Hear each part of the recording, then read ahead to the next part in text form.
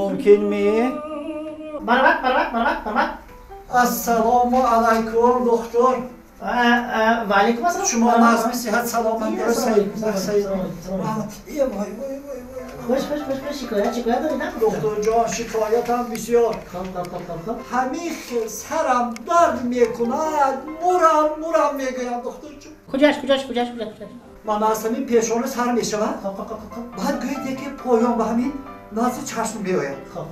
از همین جلو گرفته دکتر جان. همین تگی سر که پشت سر میرود دکتر یا جان. توبه یا عذابم. همین خیلی میرودن؟ همین خیلی دکتر جان. توبه 8 در میکنه؟ ها دکتر جان. از آنی منم همینه. بسیار در میکنه همینه. خدایا. دکتر جان. لبک. بعدا گوشهایم سیخ میزند. کدامش. چپش. بله. دسته. از آنی منم چپش نه. لوانه میزند همین دردشو طاقت کرد نمیتونم باور کنید. این گوش میگم دهنت پوش میگم. دکتر جان. نه.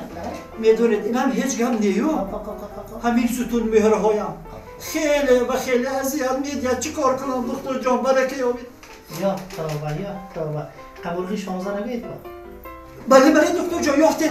یا توبه. بین 16 17. و از آنی منم همین 16 ده. من زمستان رو لغش رفت دیگه. همین قبولگی 16 بید. 17 و 18 زیر میکنم.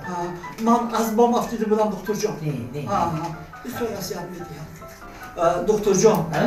همین وقتی خوب دو پاچه کم زریق درد میکنم. و از آنی منم همین ده. بسیار عذاب میتیم.